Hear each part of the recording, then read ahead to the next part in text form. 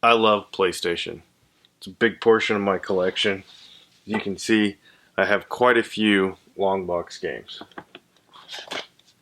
I really like them.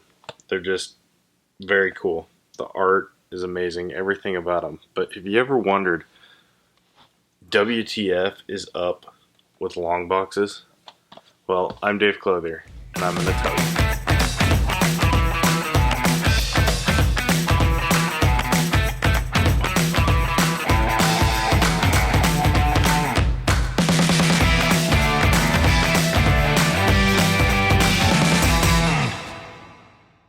To start this story, we need to look at records. Records are some of the first physical media, and they were kind of the example as to how physical media needed to carry on. They went from records, obviously, to CDs. This is one of the earliest releases of a CD, and you can see it's in, well, a long box. It still came in the jewel case, like we're used to for CDs, but they put them in these large cardboard containers, and there were a couple of reasons for this. One of them, it was a theft deterrent. When they're in a jewel case, they thought, this is be easy to fit in someone's purse or pocket. They might be able to get away with this, but this is, bulky, kind of hard to take. The other reason, record store owners were not very keen on the idea of switching over to CDs, mostly because they already had displays set up for records.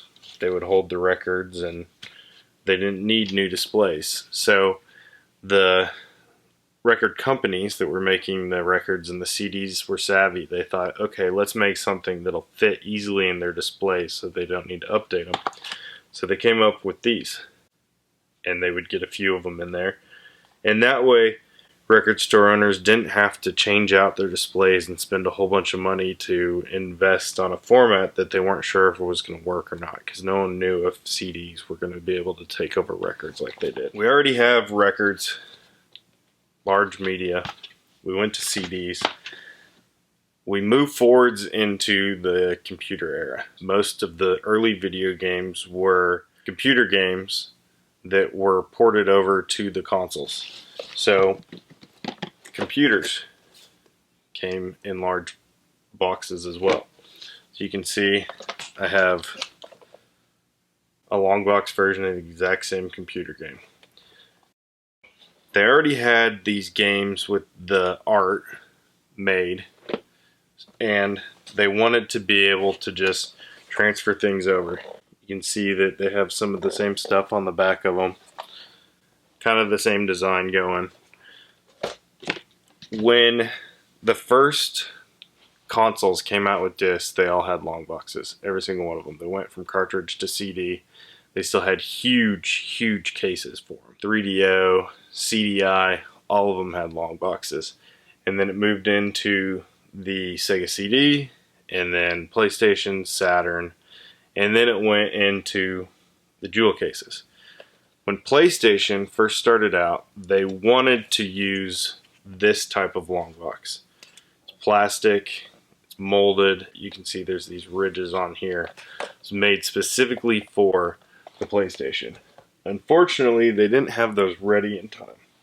So, rumor has it, they got a hold of Sega and got as many of these exact cases for the Sega CD as they could. So the very, very early PlayStation games came in the exact same cases as Sega CD. And the reason for that is because PlayStation didn't have anything. Sony wasn't ready for it, so they had to buy them from someone else. And then after that, they came out with their own design. They did that for a little bit. And then someone said, why are we spending all this money on this when we can just print it? So the next version of it was just cardboard. You can see that ridge is gone. It's still printed on there. And it opens up just cardboard box. And then eventually Sony said, well, why are we doing that when we can just do regular jewel cases? You can see the design, that little ridge that was originally on the long boxes carried over. And that's where that came from on these jewel cases. So, that's why we have long boxes. There's other rumors out there that Japanese didn't think that Americans would want to buy small format, but mostly it's because of the evolution of physical media is the reason that we ended up with long boxes. So we have this weird relic from the past, and I think it's pretty cool. I like them a lot.